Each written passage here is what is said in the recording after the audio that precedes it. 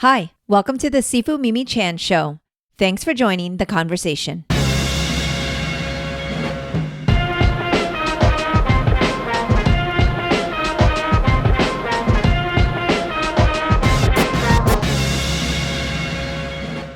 Hello, Jean. Thanks so much for joining me on my podcast today. Thank you, Mimi. Thank you for having me. Oh my goodness. It is always exciting when I get to talk to you, which of course I have to say, I get a chance to kind of communicate with you a lot more now because we are collaborating. I could be official collaborator. Yeah. I've been super grateful that you've been willing to give me feedback on a bunch of different stuff at this point, right? We met the first time I came onto your podcast, and after that, I talked to you about some of the stuff that I'm doing with Marvel, with Shang, and you gave me some pointers as a martial arts expert. And now, First Second Books has brought you on as a consultant for Lunar Love Story, which is my next big graphic novel that I'm doing with LeUyen Pham. Yes, and just amazing. And no spoilers, of course, but it is super exciting. And I'm just thrilled to have had the opportunity to be yes, I've collaborated with Luen Yang. Yeah, we really needed an expert. So your love story is about it's about line dancing, and neither Wen or I have done that before. So to have somebody who doesn't just do it but actually teaches it has been super helpful. Oh, well, I am grateful to be a part of it. It's been kind of fun actually because you just said it too, and our listeners are like, oh, he's going to be doing something on line dancing, because everybody always goes, you guys do line dancing at Kung Fu? I'm like, lion dancing, and everybody always thinks it's like line dancing. Have you been getting that now that you're working on that? Not yet. Really? That's so funny. I didn't even think about that. That's hilarious. I get it all the time. They never because you know why? People like to say dragon. And I'm like, the dragon is completely different. And even when we perform out at the theme parks and everything, and the voiceover says, now the Chinese lion is going to do the dance, I hear people going, oh, look at the dragon. And I'm like, oh. So yes, accuracy is important, but also, they're different animals, right? So, different animals. But we do. I'm surprised you haven't gotten that yet. If you tell someone what you're working on, because there's always a double take on our end. So you'll have to let me know when that happens.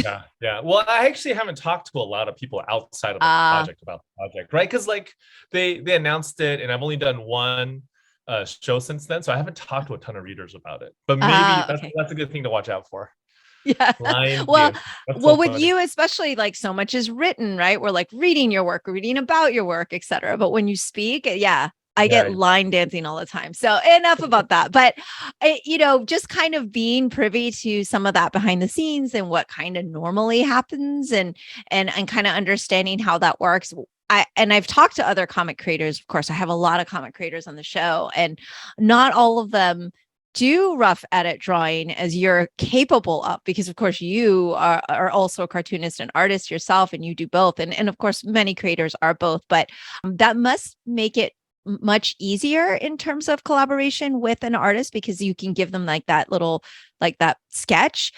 Or do you find it doesn't really matter? Do you always do the sketches for when you're working with artists? Yeah. So there are projects where I do both the writing and the art, and other projects where I only do the writing. So far, when I'm working for Marvel or DC, what I turn in is actually just a script. I very rarely, every now and then, I'll put in a little sketch, and I'll embed the sketch into the Word document when I send it over. But the script itself kind of looks like a screenplay. But then for my work with First Second, even if I'm working with another artist, usually I'll present the story as a series of thumbnail drawings. So not really a script, but more there'll be a really rough sketch of what every page looks like, and then the text that goes in that page. And I think first, when I'm writing just the pure script, I can go a lot faster, and I have to go faster with monthly superhero comics. But then with the sketch, for Lunar Love Story specifically, I don't know, man, that story was just really hard to crack. I had originally planned on just giving Wen a screenplay, text only kind of script, but I couldn't get certain things right, and I was like, maybe I'm gonna try to access a different part of my brain by sketching. And that's how I was able to figure out parts of the story. But it took me forever. I felt like I was banging my head against the wall for 6 months on that thing. I had just this rough idea of doing a love story that kind of connected Lunar New Year with Valentine's Day, because they're often so close together, right? Yeah, But definitely. I couldn't figure it out until I started sketching. Wow, that's actually fascinating. So for those of us who can't sketch at all, have like no hope in doing good stories when we hit our writer's block. Well, that's the thing, is I think you can. I think anybody can sketch to kind of loosen that part of your, like, the sketches that I do are not good, right? Like, Okay, you haven't seen my sketches yet. Next time when we do notes back and forth, I'm like, let me sketch you what I think the lion should look like. And you're yeah, gonna do go, it. where's Do the it. lion? What is this scribbling? Did a 6-year-old do this? No, totally. No, I bet even if you do that, sometimes ideals will pop up in your head. Just like I think they've done studies where they found like I'm sure moving your hand, right? Moving your hand changes the way your brain thinks. 100%. And I know that as a student back many, many, many years ago when I was in school, even college, like I was one of the people that had to write out my notes in order to quote unquote memorize them, which of course I think is ridiculous for school and learning, that it's just about memory and not the other part. But like writing it out in not even typing, right? Writing, there was something that would lock it into my brain a lot more. Right. And I think there is, like you said, an actual study on that. And it's there is some sort of connectivity, which is interesting because I feel like this next generation, I mean, and you have kids, so maybe you're making them draw all the time and do all these artistic things, but like there's like I heard they don't learn Danielian, they don't learn cursive, right? Because maybe they don't need to, because everything's typed. You just use your finger to sign on the credit card line. You're not going to need to sign your name anymore. But is it like a lost art, you think? Like some of the things that we've once done, the way in which calligraphy is a little bit of a lost art, like it's a mastery, like you'd have to be a specialist to do it. That's right. I totally think that's true. I really think that's true. Sad. So my kids, we've sent them to Catholic school all the way through. And in Catholic school, they still do teach cursive. But some of my friends' kids who go to either public school or other private schools, they're not teaching cursive anymore. And my son is funny. He's in college right now. He just finished his freshman year. So he actually took cursive. He's into art as well, but he hates he doesn't hate comics. He likes reading comics. He hates making comics. I remember you told me that the first time, and I was horrified. Terrible job. Yeah. Right. He's like traumatized from your experience of it. Maybe he saw you banging your head against the wall that one time. I think so. But he actually will write cursive thank you notes to like professors or anything, right? He'll write cursive thank you notes, and the response is kind of nuts. Like people like are blown away by that, and I think if you back up like 15, 20 years, you get a thank you note in cursive, no one's going to blink an eye. But now it's like a rare thing. So it's a way of standing out. Yeah, it's absolutely a big deal, which reminds me, I don't think you ever got your thank you note in cursive from our first podcast, which is like something I typically actually do, but I don't think I got your address. And then we were like in touch. So it just was like, it took you for granted, Jean. But you're right. It is kind of, and I love that. I love actually handwritten cards and stuff, but that also dates me and ages me, I guess. But you're right. It's so rare now. And it's kind of sad that it's a bit of a lost art. But I mean, of course, then on the flip side, people say, but look at all the amazing things you can do with the digital art. And it's, like the world is that advancement is, I guess, not replaceable, but like, it's still it's a good thing, right? That it's positive. I don't know. So I'm not into art. I have a question for you. Sure. So for me, I think I'm much more connected to like moving a hand across the page. I understand that kind of body movement, and I have personally experienced how that can unlock, like it can get you past creative blocks. Yeah. Do you think that whole body movement can do the same thing? Like, have you actually experienced that? 100%. And there is science in that. If my husband were here, he would tell you about it.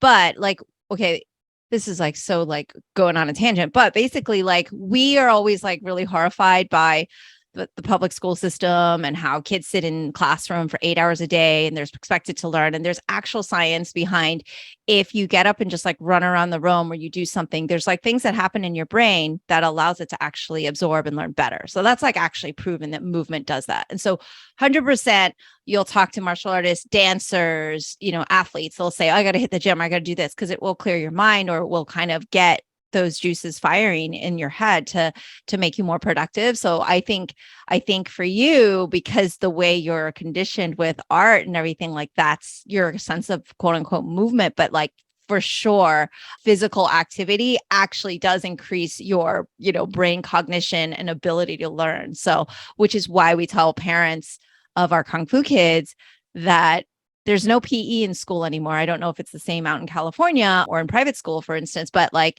it's the first program. That and art are the first programs that just kind of disappear in public school, but they just, want kids to learn standardized tests, like how to fill out a Scantron. So it's like so backwards, but we would have this institute in this school where we would have the kids moving every 20 or 30 minutes, where we'd be like, all right, everybody, close your book or whatever it was working on. Now we're going to like literally like crawling around the room. Like there's bear crawls and different animal crawls that are really hard actually, but so good for your body. You don't have to warm up to do them, especially if you're a kid, but like it literally will just kind of ignite so much. So yeah, that's a whole long answer to your question. No. That totally makes sense. Yeah. So like if you have someone, I guess, who doesn't draw, you could say, well, okay, we'll get up and run around the room and see how that works for you.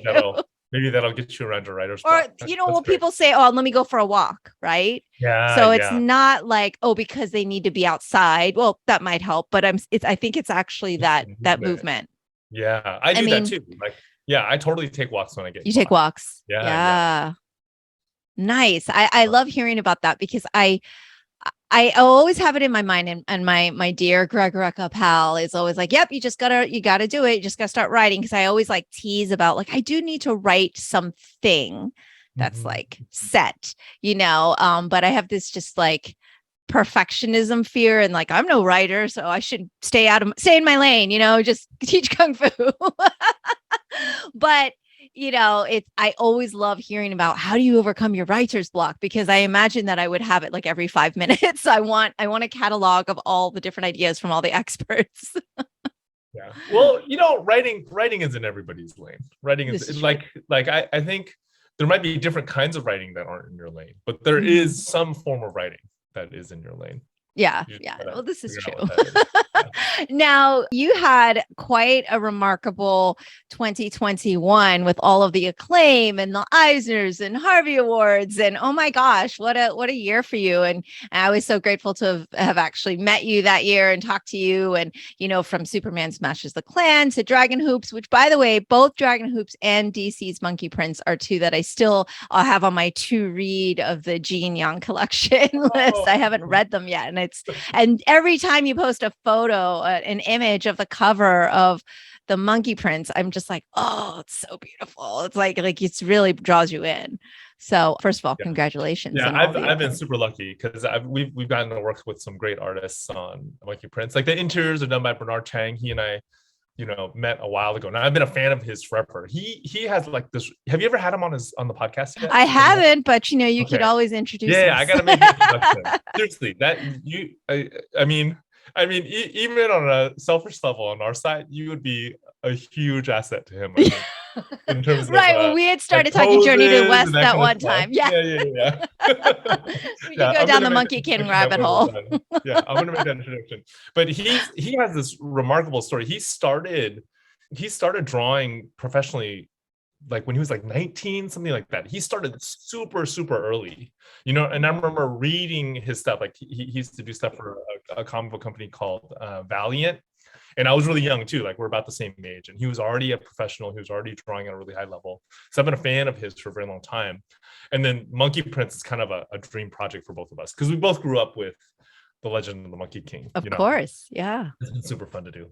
Yeah. Oh my gosh. Yeah, no, that would be very exciting. And I just thought, oh my gosh, it's every time I see you posting things, it's just really it's really come together. And I really like reading like the YA and the younger books too, because I find that a lot of the things I read are very much mature reader. I'm very much in the Image Comics line of things. And I'm always trying to find things to recommend to the younger kids to encourage comics and graphic novels. And so I know that you've got some friendly things to recommend. And I want to be able to at least speak to it as well, not just go, I because I know, read this, right? I want to say, oh, I've read this, right? So like Usagi Yojimbo is like one that I always recommend to kids because obviously, I mean, it's amazing. But I want to be able to have more things. So Dragon Hoops has been on my list for a while, and then I saw, of course, you won multiple Eisners last year, and I was just going, wow, that's so amazing, but well deserved, of course. So thank you. Yeah, it was.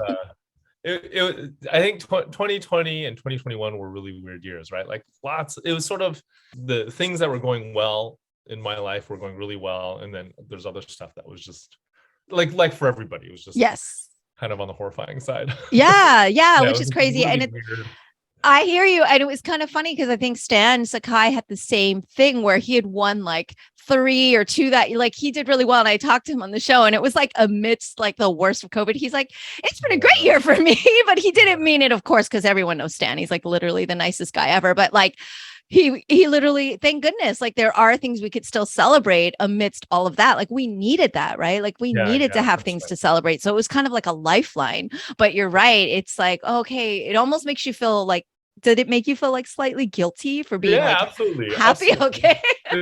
But also even in like my my mom has Alzheimer's and she lives with my brother, right? Yeah. And it was just like really like we had a lot of nervousness around her getting sick possibly because she has helpers come in, and we were constantly worried that, especially on my brother's side, since he has COVID.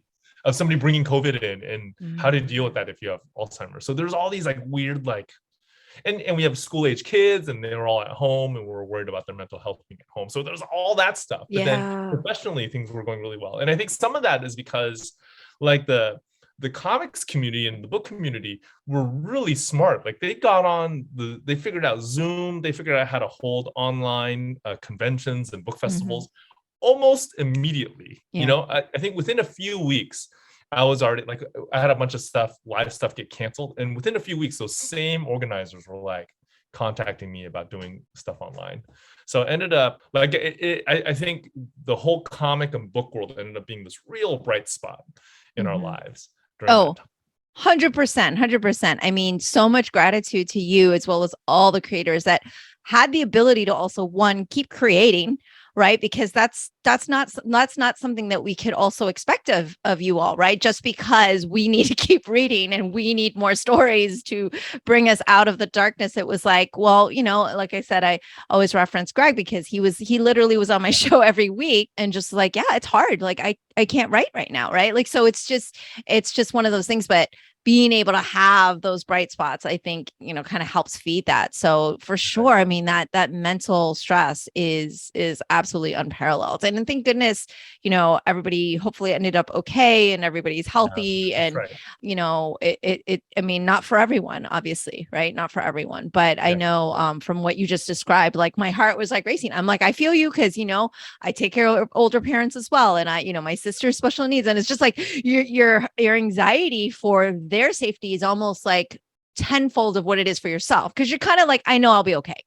But then you worry for the ones you can't physically have that control over, it's much harder. Like do you find as well, like your stress comes from like what you can't do for your loved ones versus like worried about yourself? I think I'm just a stressed out person in general. Like I'm very prone to stress and anxiety.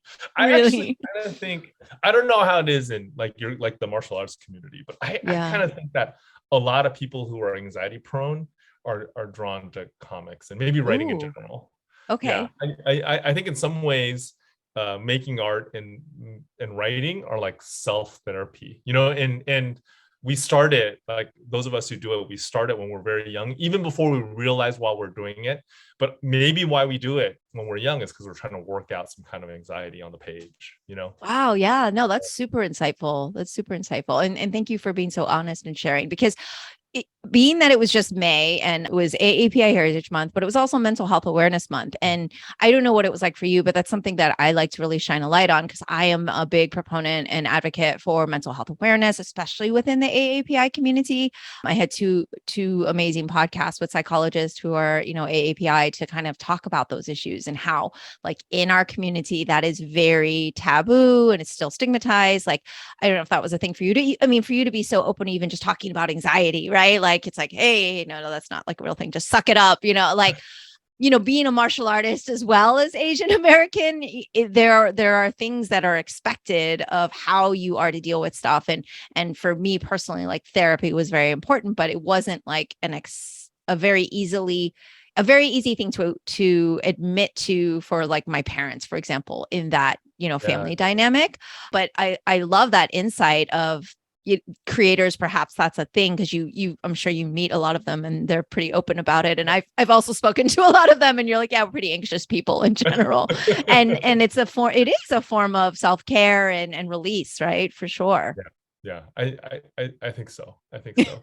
And I totally agree with you. I think it's getting better within the AAPI community, right? We're talking about it more, but there definitely, especially with our parents' generation, there really was a stigma. It was a sign of weakness that you couldn't have, especially when you made that trip, right, over the ocean to a brand new nation. You had to present a very strong exterior in order to make it. Yeah, of course, because their experiences are so different. So there's no judgment on why they come to that and that conclusion and why they had to harden the shell and be that way. But then on the flip side, it's like, okay, but they're not going to have to understand the struggle for the next generation is a very different one. They didn't have social media to make you feel bad about yourself every 30 seconds or just envious, like, damn that Jean winning more Eisners, like here I am unaccomplished, or whatever the case may be for whoever's reading or internalizing what, right? Like it's such a different thing. I look at the kids of today going, oh, I can't even imagine if I had social media. I'm already self-conscious it is. It must be. Yeah, I can't imagine.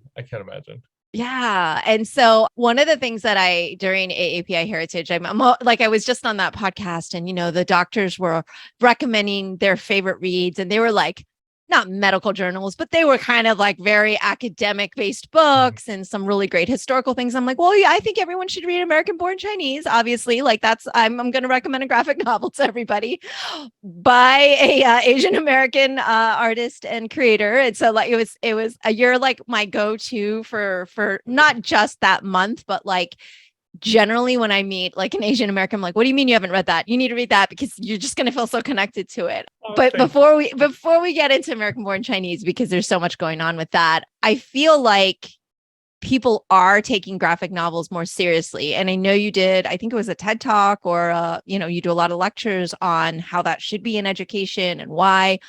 Do you feel like we're getting there where they're like, oh yeah, graphic novels are pretty much literature? And where do you see that trend going? Yeah, I think what I've been thinking about lately is like the K shape. So, somewhere in the middle of the pandemic, President Biden talked about the K-shaped recovery, how we're experiencing a K-shaped recovery in our economy, meaning that there are some parts of America that are recovering very rapidly. And we all know now, right? Like rich people got way richer during the pandemic. Yeah. Like the stock market went crazy in a way that we were not expecting. And then other parts of America were kind of like falling away, right? So it was K-shaped. There's half that was going up, half that was going down. And I kind of think that's true, like for a lot of stuff in America, including comic book acceptance, So there are communities in America now where graphic novels are just a part of the curriculum, and they're being used by teachers. Teachers are using them not just to interest reluctant readers into the discipline of reading, but they're also using them to like explore like difficult topics. People have found that there are certain types of stories, certain types of information that are best conveyed through comics. But then on the flip side, like on the bottom part of that cake, we are seeing way more book banning than we ever had before. Right? In a shocking kind of like, are we going backwards in history kind of way? So it's both. We like there are things that when I was a brand new teacher in the late 90s, early 2000s, I never would have dreamed of being possible with comics in the classroom. And then the opposite is also true. Like I never would have thought that we would have gone back in this way with book banning. Yeah. And I just had the wonderful Brian K. Vaughan on the show, and I think he like got to be like, yep, one of my books were banned, but thank you because sales go up. I mean, the thing about it is, it's frustrating because socially we are going backwards when we think of the mentality of banning a book like Mouse for its content, which is something that everybody should be reading, especially in a format in which like, okay, maybe it's a little more digestible because it's anthropomorphic, but regardless of the reasons, but I feel like for creators, it has kind of the adverse effect. As soon as you say, hey, don't read this, then more people are like, what am I not supposed to? Oh, I have never heard of that, but I want to read it now, because people I know who don't tend to read graphic novels or anything are like, oh yeah, I saw that was on that list and I want to read it now. So I was like, maybe it backfires a bit, but it is wrong and socially like it's not good for us to be going backwards. I agree. Yeah, not good. Not despite good, the sales bump. The sales bump despite the sales bump, right? Yeah, I mean, it's good, but like, but yeah, that's right. But the restrict, like the fact that they could be, what it says about society. Exactly. Well said. Well said. All right, we're gonna have to talk about American-born Chinese, which I can't ever stop talking about anyway. And then now it is going to be, Disney production, and you have this dream cast. Is this what you imagined when you made this amazing story? And this was kind of like your baby, because I know it's like your pride and joy, and it's something you put a lot into, and it was kind of one of those first ones for you that really like kind of made such a huge impact. Did you always see it coming off the page into television? And if so, was it like this? I've always been reluctant about it. Like, I've had a media agent since the very beginning, since American-born Chinese first came out in 2006. And I did have a little bit of interest every now and then. I have been reluctant. I've been reluctant because I have this character in the book who is like a embodiment of a Chinese stereotype, right? And I was always freaked out that if the book ever got adapted to media, I would find like little clips of that character on YouTube, completely decontextualized, and it'd be so horrifying. And so there was that on my side. There was reluctance on my side. And then on the other side, like on Hollywood side, there just wasn't really a market, for Asian and Asian American stories until fairly recently. I would say like Fresh Off the Boat kind of broke down the wall. And then there was this Asian August, right? When Crazy Rich Asians came out, Searching came out, and then To All the Boys I Loved Before all came out. I think all within a month of each other. Yes. So all of that kind of demonstrated that you really could have a story told for an American or even an international audience with Asian and Asian American leads. I think after that, I started getting a lot more interest in American-born Chinese. So really what kind of came together was meeting a guy named Melvin Marr, who is the producer of Fresh Off the Boat. We were on a panel together. Yeah. And after that, we kind of became friends.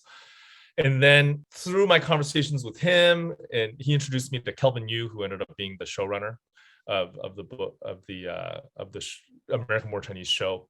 And then his brother, Charles Yu, amazing writer, won a National Book Award. He also helped with the pilot. But through my conversations with Kelvin and with Charlie, we kind of figured out that fear. I think that Kelvin came up with a great solution for it. He basically took that fear that I had of the decontextualized clips on YouTube, and he just made it a part of the show. So it's almost like the show itself is teaching you how to think about that. That ended up like it all came together. But really, ultimately, how the show got greenlit was Dustin Cretton, acclaimed director, signed on. Like he read Kelvin and Charles's pilot script. He liked it. He signed on to do the pilot. And then as soon as Shang-Chi hit and blew away the expectations for that movie, they're like, "What's your next project?" And he said it was American-born Chinese, so it got greenlit. Yeah, wonderful. I mean, congratulations. I am obviously so thrilled and super excited. When can we expect it to, air, and what's the schedule like? Like, how long do we have to wait? Yeah, so they're still working on it. Filming did end just this past week. But they still have a bunch of post-production stuff to do, and there's no firm release date for it yet. So they're still hard at work on it. I mean, this is the very first time I've gotten an up-close view of how the movie and television industry works, and it's just so complicated. It's like shocking. It's such a different world from comics. It is a different world. It is a different world. And I think from television to film, it's very different as well. Like it just depends on, but the scheduling and everything, it's crazy. And even though we are technically, kind of past the quote unquote pandemic, it's still a bit of a weird time for productions. Yes. So it's not conventional. So you're seeing a unconventional type of like this crazy industry anyway during a very unconventional time. So that kind of plays into things. I mean, just everything gets delayed. Everything's kind of, crazy anyway. But yeah, this is a really unconventional time for sure for filming and everything, I can imagine. Yeah, there was a lot of testing. I gotta say, like I visited the set maybe 5 or 6 times. Every single time I had a test 2 days before. I had to go into like a designated facility to do it. And then once I got on set, I had to test again. So just tons of testing, you know. And unfortunately, even with all that testing, there were some COVID outbreaks on set. Yeah, it's tough. It's tough. I mean, we're just at the point where it's like, okay, it's just like a super, super horrible, like, virus that's just gonna circulate, and we're all gonna have to kind of just do our best, right? And it's unfortunate, but at least we're at a better place is all I can say and hope for in that regard. But I mean, so exciting. Like I said, like such a dream cast. And does everybody come to life in the way that because I know it's not, you haven't seen or did you watch dailies and stuff already? Or yeah, I did watch dailies. Is it coming to life in the way you want it? Director's cuts. Yeah, I think so. I mean, the one thing is that it is very different from the book, and we kind of had that conversation to make that decision very, very early that it was going to deviate from the book because first, the book is just 200 pages, and they need to fill out an 8-episode season, so they had to fill out a lot of the things that were kind of left unsaid in the book. For example, in the book, the parents of the main character really only show up on one page. But in the show, they are fully fleshed out characters. Right. And part of that is because like our relationships with our parents is such a big part of the Asian American experience, right? And I felt like I was able to address that in other books. Like I did that for a graphic novel that I did with Sunny Liu called Shadow Hero. That was much more focused on the parent relationship within an immigrant family. Yeah. But for the American Born Chinese show to fill out those 8 seasons, they really brought that in, and I thought it was great.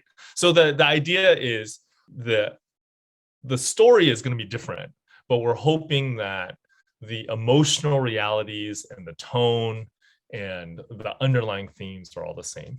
I mean, and it's a different medium. I mean, people have to understand when they read something, go like, it wasn't like the book. I'm like, well, because that was a book and this is TV or this is film. Like people really have a hard time seeing those differences. There's very few that translate that directly and simply, especially from a comic book. I mean, you're getting, like you said, like, okay, and these are panels and then we're done. I mean, it would be like a 40-minute show. Like that would be it. It's that's right. So you need more.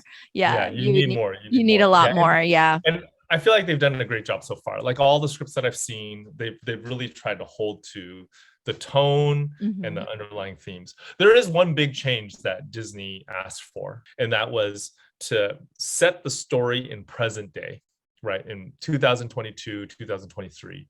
Okay. And what that does is it really does change things, because the conversation about Asian Americans has moved on, right? Like I wrote the book in 2006, and I kind of was thinking about my own childhood in the 80s and 90s when I was writing it, so it was like vaguely set in the 80s and 90s. So to go from the 80s and 90s to 2022, things are just very different. So we did have to take that into account as we move forward with the show. And were you I know you have several titles throughout it, like executive producer, et cetera, but were you pretty much like kind of approving everything as they went along, or was it really just... Yeah, I wasn't really approving. I wouldn't say that. I was doing this. I was a consultant. So like Kelvin, the showrunner, and I, we talked a lot. Like there were parts of the process where we were just in constant contact, like multiple times a day, And I think my role was really just I try to chip in whenever I could. I mean, part of it is that, like, out of all of the people involved, I feel like I was the least experienced. I had never had any sort of experience in movies and television. And second is, they can make television shows and movies of books with the author dead. So it's not like the author's like super Like, you know what I mean? It's I not a know what you super mean, but cynical. you're not dead, and it is a living, breathing thing at this point. And to have you there to consult with is great. Like I talked to Matt Fraction, of course, about his Hawkeye, and because it's very much based on like that run, like the Hawkeye series, right? It's really very specifically on his arc. Right. Like there's no question. As soon as I saw the trailer, I like jumped up and I was like, Fraction and like you just right? right away. Yeah, you know right away. Like, well, I mean, once you see the tracksuit guys, that's it. But I mean, there's still a level of like, well, it's nice to have a little respect to the original, like what you're the piece that you're taking from, right? The creators that you're taking from. So I think that involvement is fair enough.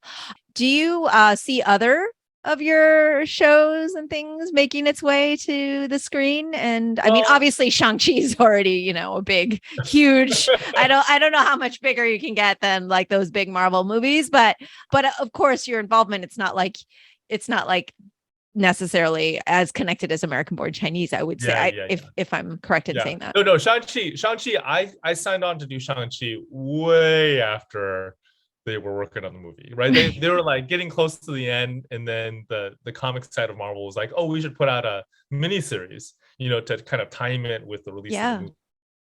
And that's when I got brought in. So it was Shang-Chi is this whole other ball of wax too. I think I think that out of all of the characters that got adapted to film, all the Marvel characters, Shang-Chi might be the one that is most disconnected from the comics. And the reasons are because those early Shang-Chi comics are really, really rough, right? Like there are good aspects to it. And I have to say, I don't really like, the more I've read of them and of the more I read about their creation, I don't really blame the creators involved. There are some top-notch creators that were involved, but I think part of it was it was a product of the times, the era. Yeah. It really shows. Like it really, really shows. Right. So I get your meaning, sir. I mean, and that was the thing. I had this whole conversation with, one of my endeared students who's like, well, how come they want Iron Fist to be Asian? And, and I had to go through this entire, like, how many Asian superheroes are you seeing? Like the opportunity and the missed opportunity for representation from some characters that could have been, right? Like it wasn't like we're saying, oh, this is so bad, you can't do this, you can't do that, but it's more like, and then like you said, the one that was there isn't really represented in a way in which like is accurate in terms of culturally, like what would be culturally acceptable, right? Like you said, for the time, just like anything else, language, for the time, it was okay to say this to describe a person. As you move forward in time, that changes, and there's an evolution of things, and those things change with time, knowledge, and we don't judge something in history by the rules of today, right? Because then everything would be a problem, right? Necessarily. But at the same time, it's like, but now moving forward, and we know better, than we should be doing better, right? We should be making choices that are more inclusive and have representation. I mean, it's something I talked about for ages with everyone. And I'm sure it was the same for you. Like, how would that have been to see the Shang-Chi of today when you were 10? Yeah, I know. It would have been mind-blowing. Mind-blowing. Yeah, it would have been mind-blowing. Yeah. Just the fact that he's a three-dimensional character, he doesn't talk like a fortune cookie. He's like a flesh and blood human being. That would have been mind-blowing. That's my big critique of those early Shang-Chi comics, was that he doesn't follow the Marvel formula. I think Marvel, if you look at all their big characters like Fantastic Four and Spider-Man, they are super relatable. Like Fantastic Four functions like a family. They love each other, but they're also super dysfunctional, and then Spider-Man, you see him doing his laundry, you see him struggling with his bills, super relatable. But when you read those early Shang-Chi comics, he's not that relatable. He really is like a walking, talking fortune cookie. And I think the way those things were written, those stories were written, his second, like a lot of the secondary cast, like his supporting cast, was more relatable than him. Those were the point of view characters, really. Then it was them more than Shang-Chi. So that movie made him a point of view character. Yeah. And we're kind of trying to do the same thing with the current run of Shang-Chi. Yeah. I mean, did you feel any sort of pressure there when you took that character on? Or was it kind of like, oh yeah, I know what I want to do with this because you're undoing the wrongs, quote unquote, the misrepresentation, or like, did you find that to be kind of an easy character? Because I always find it interesting that many creators are like, oh, yeah, I just take on the next thing, the Wonder Womans, the Supermans, etc. But then many are like, yeah, I like to do my own characters and not kind of kind of go back and forth. But like, you're stepping into kind of an existing character, but you really kind of had to redo him, like give him a big makeover. Yeah, I mean that was the thing, is that we, like, the mandate when I started on that book was to kind of have a fresh take on him. Mm-hmm. So early on, we try to look at the old character and see what is the essential bare bones foundation of who Shang-Chi is, and build on top of that. And what we landed on was, well, the essential bare bones foundation is that he has a supervillain for a dad. And he wants to be different from his father, but he's just kind of worried that who his father is ingrained inside of him, and eventually as he moves forward, he's going to become his dad. That's his underlying fear. And we didn't have a ton of contact with the movie side of Marvel. They kind of operate as these two separate worlds. But I was pleasantly surprised when I saw the movie, and I saw that even though like the supporting cast is different, even though a lot of the action is very different, a lot of the storyline is different, that underlying idea is still there. His like the bare bones that they landed on for the movie was the same thing as what we landed on with the comic. Yeah. Okay. And so currently you have a lot of ongoing things and moving pieces. Can you give me like the rundown of all the things? So obviously you keep releasing these beautiful covers of Monkey Prince, and I think he was with Aquaman in the last issue on the cover of that. Tell me a lot about all the ongoing current things you're doing. Yeah, so I'm doing Shang-Chi with Marvel. We're relaunching with a brand new #1 in July. We're retitling the book from Shang-Chi to Shang-Chi and the Ten Rings. So we brought the 10 rings as they're presented in the MCU into the comic book universe. And we're kind of explore the origin of the rings and that sort of thing. We're going to go a little further than they have in the movie so far. The other thing I'm working on is Monkey Prince for DC Comics. That's been a lot of fun. The Monkey Prince is the son of the Monkey King, and we're kind of bringing in Chinese lore into the DC universe, the way Thor brought Norse mythology into the Marvel universe. So the idea is, like, the original Monkey King, his whole thing, like his whole task was he was trying to protect this Buddhist monk from getting eaten by demons. And the demons wanted to eat him because supposedly if you eat the flesh of a holy man, you become immortal, right? Yeah. So in the DC universe, the demons have realized, oh, if we eat superheroes, we're going to become immortal. So they're constantly trying to eat these superheroes, and the Monkey Prince's whole thing is he's trying to protect them. He's trying to keep them from getting eaten. So in the first story arc, he protects Batman and Robin from getting eaten, and right now he is protecting Aquaman from getting eaten. And how fun is it to be like doing both DC and Marvel? It's kind of this. I just talked to my friend who's like, yeah, I'm doing a Netflix launch and an HBO launch, and it feels like you're in bed with the enemies of one another. It is really surreal, I have to say. I mean, it was kind of a dream come true just to work for one of these companies and get to work for both at the same time. It's really meanwhile surreal. You have a movie coming out on Disney. It's been really crazy. The last couple of years have been really crazy. Well, all well deserved. Well, thank you. So I'm doing those. I'm also doing a graphic novel series for Supercell with first second books. Supercell is a video game company. Their biggest video games are Clash of Clans and Clash Royale. So we're doing a book series called The Books of Clash, which is set in that world. That's been a lot of fun. That's actually something that I've been doing for a very long time. I've been wanting to do like a video game related book for a very long time. Are you a gamer? I was a little bit when I was younger. When things went 3D, I had a hard time. Like I had an Atari 2600. We had a Nintendo at home. and then like we have a Nintendo Switch now, but I'm not good at it. Right. It's funny because most of my audience, I think, is hanging with us right now because, they know me and our generation. Like, yeah, Atari, yes, Nintendo, or they're like into the vintage thing, but they're like, what do you mean you didn't have a Xbox 8 million or whatever number they're on now? That's right. That's right. Yeah. I have an appreciation for video games. I think it's a really cool art form. Yes. But I'm not very good at video games. I've not been good at video games since like the late 90s.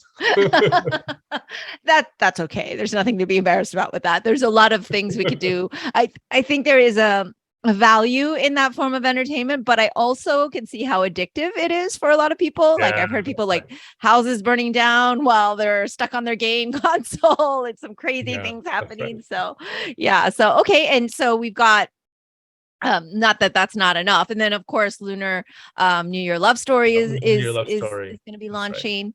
Right. Anything else, Gene? I mean, geez. Well, we're trying to put together a Dragon Hoops show with a studio called Rooster Teeth. Ooh. But they're part of Warner Brothers. But we're still in the very, very early stages of that. Okay. Hopefully I'll be able to read it before any of that starts to happen. But that's exciting as well. Your schedule must be like you're juggling a lot of things right now, or is it easy to keep a track of? Are you like super organized so everything? I am not super organized. No. I try my best. But sometimes I'll miss stuff. Yeah, I missed the deadline last week. I felt really bad about it. Missed it all day. Oh. But that happens sometimes. Yeah, I mean, it's impossible to do everything all the time. So because you are a parent, you are a family member, you do all these things. Like, what do you do to kind of find that balance? I know Stan Sakai was so lovely. It's like, what do you do for fun? He's like, I draw. I was like, of course you do. That's for fun. Yeah. No, but I actually found out, I think he was doing like archery or something really fascinating. So like, oh, that's so cool. Of course he does. Yeah. So he's like, does some fun things too, but like I had to pull it out of him because he's like, I like drawing Usagi, I'm like, of course you do. No wonder it's perfect. But what other things do you like to do to what kind of shows are you watching or books that are you reading? Do you get to digest other comics? Yeah. So right now I'm reading Ducks by Kate Beaton. It's her autobiography about working in like a it's called the Tool Crib. It's really good. It's really good. It's like I'm about 3/4 of the way through with it. It's amazing. The last monthly comic that I read that really blew me away was 8 Billion Genies. It's I'm sorry I don't remember the artist's name, but it's written by Charles Soule. I think his last name is Charles. Yeah, I'll link it here and I'll definitely. Yeah. And it was good. It was really, really good. It was amazing. It's out from Image. It's about this world where all of a sudden every human being gets a genie to offer them one wish, and it kind of causes all this chaos. Oh, really, really good. Yeah. Check it out. Yeah. I like getting all these recommendations from you creators because it gives me. Of course, I still have a long list of things I still have to get to.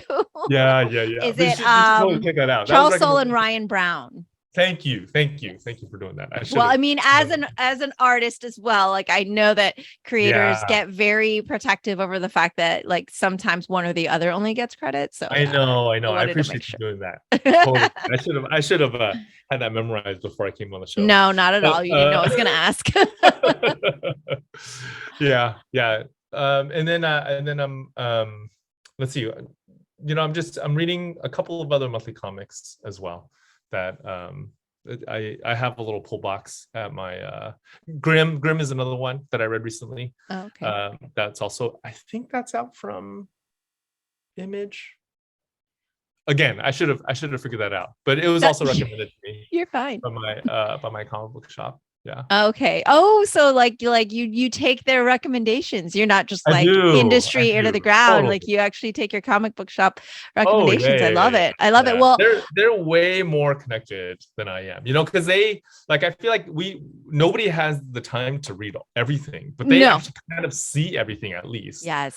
And the shop that I go to, they're called Elusive. They are really, really good. I feel like somebody on staff reads every single book that comes out. Oh my gosh. So, and that's in LA? Oh no, it's in Santa Clara. So Santa Clara. Oh, okay, you're north. Sorry. Made a presumption. You're out in LA. California. What's funny is my quote unquote local comic book shop is in Beverly, Massachusetts. It's not so local. Well, so I am more of a digital reader, I will admit. And I'm more of a digital reader. And I really just have them send me like okay, now that this is like kind of a completed, I want this kind of on my shelf. And it just started literally like this year because I didn't have a shelf before. Like if you look at our last podcast, it was like this really bleak, nothing behind me kind of thing. I mean, you'll see my American born Chinese right over there, but it's not signed yet, by the way. And I'm waiting for my monkey princes to be added, hint, hint. But basically I'll have them send, but Paper Asylum in Beverly, shout out to them. Like I pretty much call up Comic Book Pete. I'm like, all right, what do I read? Because I was never really into comics. My husband really was, but you're right. It's impossible to keep up with what's going on now. And like, they just know everything. They know everything. And they know your likes, right? They kind of know what you're into, whether it's I'm feeling like this or like this. There's still, even though it's based on mood, they kind of know what you gravitate towards, if you say, well, here's what I like to read. So I think it's cool because it's like having like something curated for you. That's right. Which is like, it's kind of like a fun, it's like a fun present you get every month or something. So and it's that person too, right? It's like curated by a human being as opposed to exactly. Instead of just like algorithm that gonna get sent to you. So the one that we just got recommended was Something's Killing the Children. Oh yeah, I've been meaning to read that. So that's James Tynion, right? Yes. So he also does Department of Truth, which is really good. I've only read the first volume of that. That's really good. Yeah. It is good. It is good. It is super creepy. Yeah. And I'm not into horror or anything like that. But I mean, I guess if you can handle like Stranger Things, like I don't really consider that horror. It's kind of, but it's really good. It's a page turner for sure. It's very good. And it's so different. You're just like, oh, okay. So yeah. So that was a recommendation by them, right? Otherwise I would never have known. Because I'm not typically following that genre or anything like that. And so, I would never have known. So I find it really interesting, but I love it. I love it. So I only have a couple more minutes before I got to let you go. And is there any other recommendations you want to throw out our way or anything else you want to share? I know we're all Needs book by Jeff Lemire. I read recently. It was really good. There's a book by DC called One Star Squadron. That's really good. Yeah, I'm sure if I go to my room and I look at my nightstand, I'll be able to give you a bunch more. Oh, no. That's plenty. That's plenty. But it's always just lovely for you to take time out of your schedule to come and talk to me. I mean, literally, like we just named off all the things you're working on. And I'm very honored and grateful that we could have this conversation today and that we get to catch up, but also just get excited for all the things that are coming our way from Gene Young. Yeah, me too. Thank you so much, Mimi. Thank you for having me on. It's always a pleasure. Always fun. Yeah, all right. Well, you are now a regular officially. This is like your second time around. That's it. Can't get rid of me now. All right. Until next time, Gene. Yeah, until next time. That's all for today's episode. Thanks for listening to the Sifu Mimi Chan Show. Please subscribe and rate my podcast on your platform of choice and leave a review. You can become a patron of the show at patreon.com/SifuMimiChan to help keep this podcast going. Follow me and interact on social media at Sifu Mimi Chan on Instagram, Twitter, or Facebook.